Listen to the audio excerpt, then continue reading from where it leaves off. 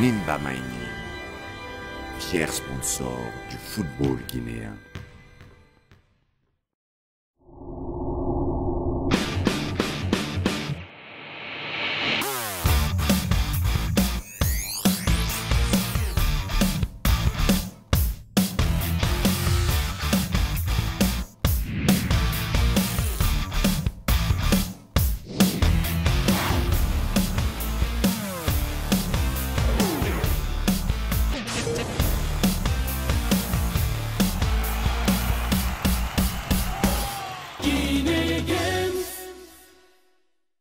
Selcom, le numéro 1, c'est vous.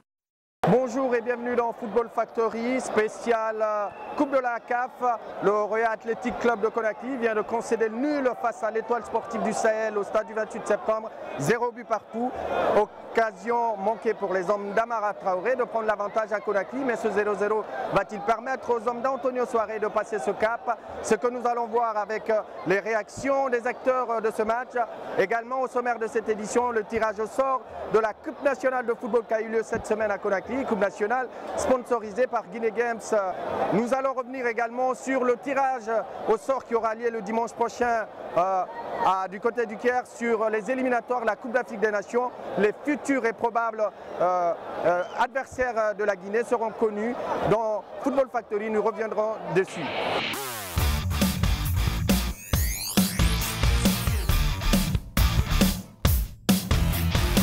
Un match nul assez difficile pour le Royal. On vous a senti fatigué, complètement diminué. Est-ce que le Royal a le potentiel d'aller chercher une victoire du côté de la Tunisie?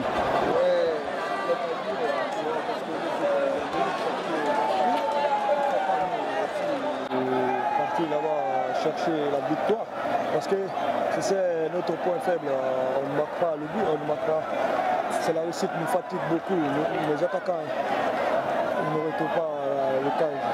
Mais c'est pas simplement un problème de but. Là, on voit qu'il n'y a pas d'animation, il n'y a pas d'âme dans cette formation. C'est inquiétant. Ouais, tu vois, il y a beaucoup d'absence parce que les joueurs qui ont l'habitude de jouer, ils n'ont pas là. Les joueurs sont blessés. Tu sais, on est possible d'amener les nouveaux, ils n'ont pas la confiance de jouer. Mais Dieu merci, ils ont tenu jusqu'au bout. Dieu merci, un résultat positif, ça nous arrange. Vous pensez que là c'est un résultat positif? Vous avez enchaîné un match nul et une défaite en championnat. Là c'est un autre match nul, toujours pas de but. Non. Quand est-ce que la confiance va revenir, Gal? Ouais, petit à petit ça va venir parce qu'on a beaucoup joué. On n'a pas reposé, surtout les 11 rentrants. Parce que là, il y a toujours la blessure, ça vient toujours. Mais Dieu merci, les autres reviennent petit à petit prendre la confiance. On l'espère pour vous, mais vous personnellement, comment vous vous êtes senti dans le match? On vous a vu assez fatigué. Qu'est-ce qui se passe? Est-ce que vous avez un bobo? Ouais, il n'y a pas un bobo, mais c'est une grande équipe, Il faut le respecter. Il court par là, par-ci. Parce que nous, on a l'habitude, on a joué pas mal de fois contre les étoilistes en Tunisie. Je le connais très bien, mais Dieu merci, on a tenu le coup. Dieu merci. Et qu'est-ce qu'on peut attendre dans une semaine du côté de la Tunisie? Dieu merci, on va aller sous les armes en main. On va tenir la confiance de jouer contre surtout la réussite nous fatigue, la réussite. C'est ça. Merci Gal, merci, en espérant que vous alliez chercher cette qualification du côté pour entrer dans les phases de poule de cette Coupe de la Confédération. Je me tourne maintenant vers Alassane Diré. Alassane, dis-moi, ça a été assez difficile, mais depuis le début de cette compétition, on sent que le Royal s'effrite.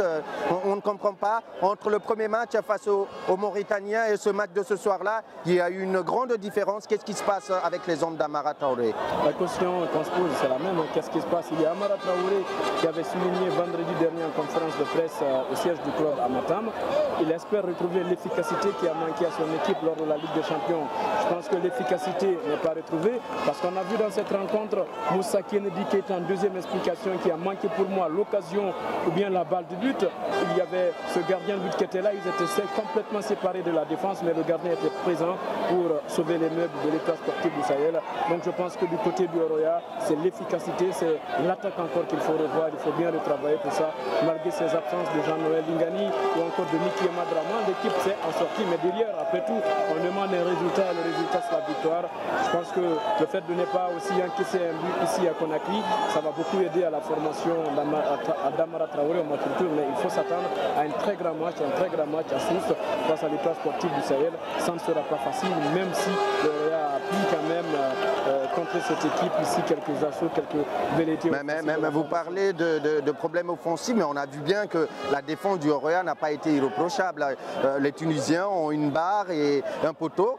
Ils auraient pu, avec l'entrée de l'attaquant en seconde période, prendre l'avantage, même s'ils n'ont pas cadré. Ça veut dire qu'il ne faut pas incriminer que la ligne d'attaque de cette formation du Oroya. On ne voit pas un travail de groupe en fait. Si une équipe ne gagne pas, il faut revoir tous les compartiments. La première des choses, moi je vois ici l'attaque. Maintenant, il faut revoir aussi la défense et le milieu. Il faut revoir tous les compartiments. Le seul point, disons, c'est que je peux apprécier dans cette rencontre, c'est la prestation une nouvelle fois de Khadim Ndiaye qui était là. Ouais. À chaque fois que l'équipe se trouvait en danger ou bien que la défense elle était complètement oubliée par ses attaquants tunisiens, il arrive à répondre présent, à lever des balles de but. Et c'est deux fois poteau, la barre transversale et le poteau une nouvelle fois qui a sauvé l'Orient. Je pense que Amara Traoré doit retravailler une nouvelle fois, essayer de voir comment retrouver l'efficacité parce que c'est tout ce qui manque. Ça, c'est le plus grand problème de la formation. C'est pas moi qui le dis, mais lui-même Amara Traoré l'a souligné lors de la conférence de presse. J'espère qu'il va travailler là-dessus avec l'arrivée de Dipita Francis Ebele. Peut-être que ça va assez donner ou Blaise Kouassi va se remettre une nouvelle fois en confiance parce qu'on l'a vu aussi à l'image de Moussa Kennedy qui a manqué des occasions de but. Oui, manquer des occasions de but, espérer être performant. Il n'y a que 5 jours, dont une journée de voyage. Est-ce que Amara dispose d'une marge de manœuvre dans cette situation? Grosse question, mais bon, c'est le coach Amara Traoré qui pourrait peut-être répondre à cette question, mais je pense qu'il faut se préparer, il faut recommencer dès maintenant le travail, revoir ce qui n'a pas marché et espérer aller de l'avant. Face au club sportif Fakian, ça va donner, il faut voir comment ça va donner face à l'état sportif du Sahel. Sinon, le rêve du Oroya, se retrouver dans les matchs de poule de la Coupe de la Confédération africaine de football, ça ne sera pas le cas et on n'aura pas vu aussi une équipe qui va dépasser disons, le parcours du Félostar de la B en 2005. Est-ce que sincèrement, au vu de ce que vous avez vu ce soir, le Oroya mérite d'aller en phase de poule? Bon, tout dépendra du jeu. Si l'Oroya s'impose, élimine les trois sportifs du Sahel, je dirais oui que l'Oroya mérite d'aller en phase de poule. Et si c'est le contraire, il faudrait encore retravailler, se retourner à la maison. Et comme l'a dit Amara Traoré, c'est une question d'apprentissage.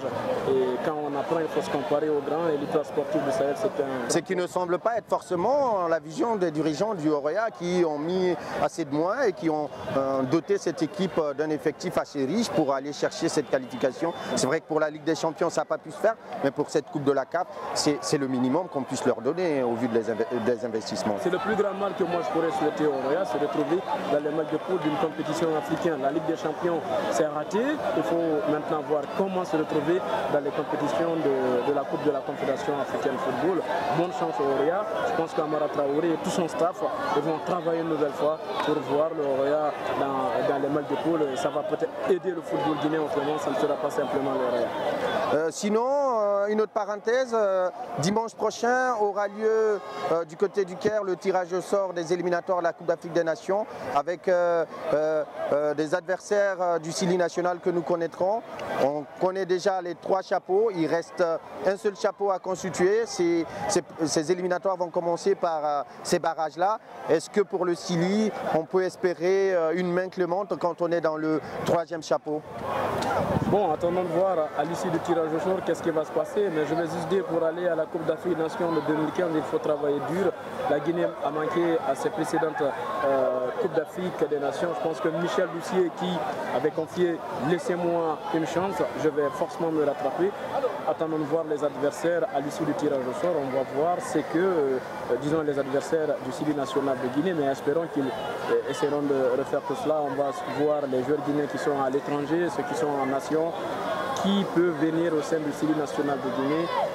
qui peut apporter quelque chose à Michel Doucier et à toute cette équipe. Bonne chance à la formation, attendons de voir les adversaires, mais est-ce qu'ils seront là à la hauteur? Grosse question, on le saura à l'occasion de ces éliminatoires.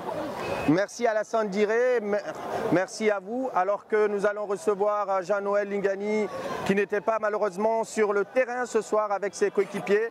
Jean-Noël, match difficile pour le Lauréat, même si c'est un match nul.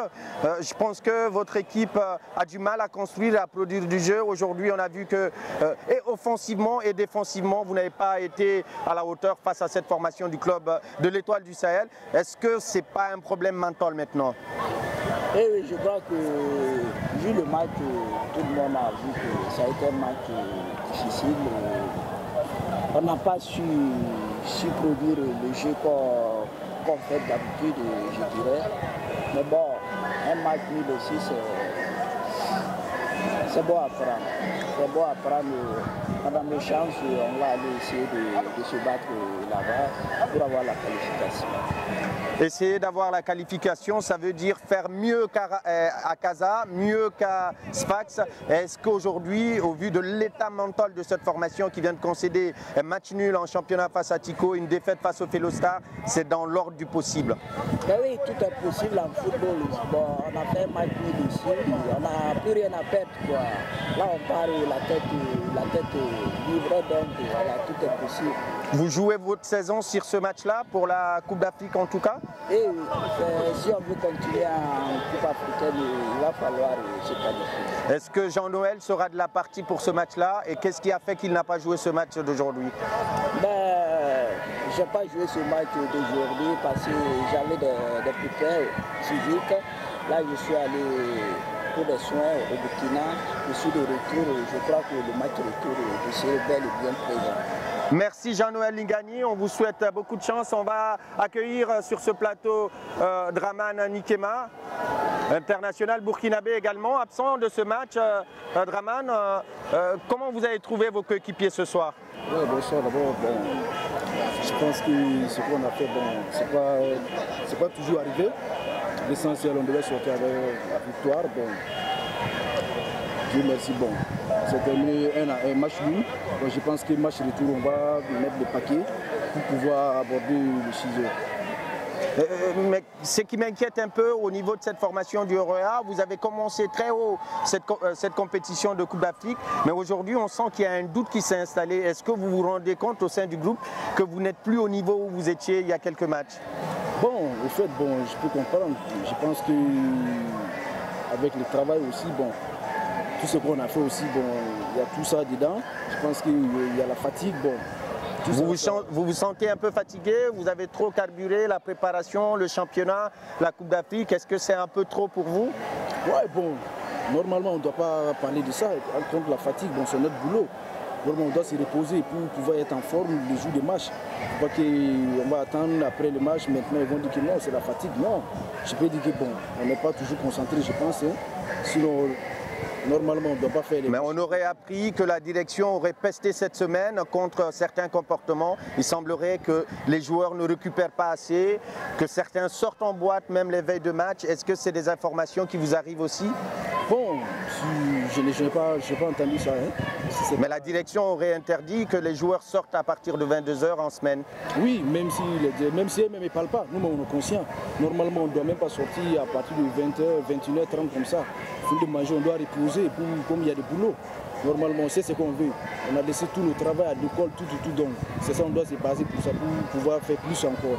Si on reste à la maison, je pense que ça vaut mieux de sortir, se balader. Bon, je pense que c'est mieux pour nous. Est-ce qu'on peut espérer vous compter parmi les joueurs qui vont faire le déplacement du côté de Sousse? Bon, comme ça, il faut que je voie le docteur d'abord. Comme on m'a donné jusqu'en 3 semaines, là, je ne peux rien dire d'abord. D'accord. Merci Dramane Nikema. On vous souhaite beaucoup de chance du côté de Sousse. Pourquoi pas nous ramener cette qualification et continuer le parcours en Coupe de la CAF? Oui, Inch'Allah, ça va aller. Merci beaucoup. C'était les joueurs du Oroya qui ont réagi avec nous à cette rencontre contre l'Étoile sportive du Sahel ici au stade du 28 septembre. Match nul concédé face aux Tunisiens, une équipe tunisienne menée par Roger Lemaire qui n'a pas su trouver l'ouverture malgré des occasions de but assez nettes. Cette semaine a eu lieu à Conakry le tirage au sort de la Coupe nationale de football. La Coupe nationale de football Guinée Games qui va démarrer le mois prochain. Les adversaires sont connus et les chapeaux constitués. Nous allons suivre cette compétition pour vous. Il y a eu le discours de présentation du secrétaire général et le mot de la ministre en charge des sports, Domani Doré, que nous avons suivi pour vous.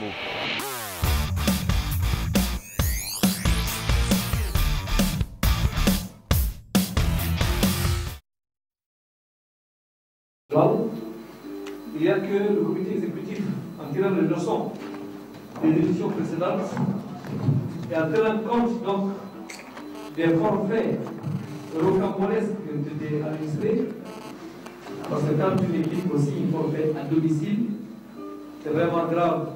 Et c'est pourquoi le comité exécutif a pris soin d'écarter cette fois-ci tous les clubs qui ont enregistré des forfaits l'année dernière pour éviter que l'on fasse assez de matchs de barrage comme on l'a fait l'année dernière. C'est que nous nous gardons cette fois-ci de faire un tirage au sort intégral jusqu'en finale.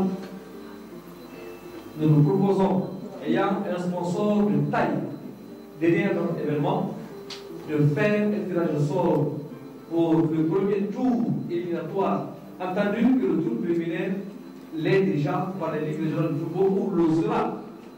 Le seront plutôt, j'allais dire, par les ligues régionales de football qui vont organiser au niveau des juridictions de leur sort une compétition qui permettra à chaque ligue de qualifier une équipe pour la phase suivante. Et comme cela ne s'est pas fait, les représentants des ligues sont remplacés par des lettres comme Bouquet 1, comme Bouquet, comme représentant Bouquet, représentant Kibia, ainsi de suite. Donc nous ferons le tirage au sort pour ce qui concerne le premier tour éliminatoire et les 16e de finale. Et après, donc, les confrontations du tour préliminaire et des 16e de finale, la fédération rappellera certainement dans la même salle ailleurs l'ensemble des participants pour faire un tirage de sort pour les 8e de finale, les quarts, demi-finale et finale. Ceci va nous permettre, à l'instar de toutes les institutions du monde, de faire des pots, c'est-à-dire d'établir une échelle de priorité par rapport au club en tenant compte des performances de chaque club dans leur parcours, tant en championnat national qu'en coupe nationale. Et c'est pourquoi, et au niveau des 7e de finale, et au niveau des 8e de finale, puisqu'il y aura 16 équipes en 8e de finale, nous ferons 4 groupes où nous allons mettre des têtes de série, nous allons mettre le deuxième chapeau, le troisième, pour faire en sorte qu'il y ait un équilibre au niveau des poules et faire en sorte aussi que vraiment les critères de performance et de compétence soient respectés. Monsieur le Président de la Fédération guinéenne de football, Monsieur le PDG de Guinée Games, responsable de Guinée Games, responsable de la Fédération guinéenne de football, chers encadreurs, amis sportifs, amis de la presse.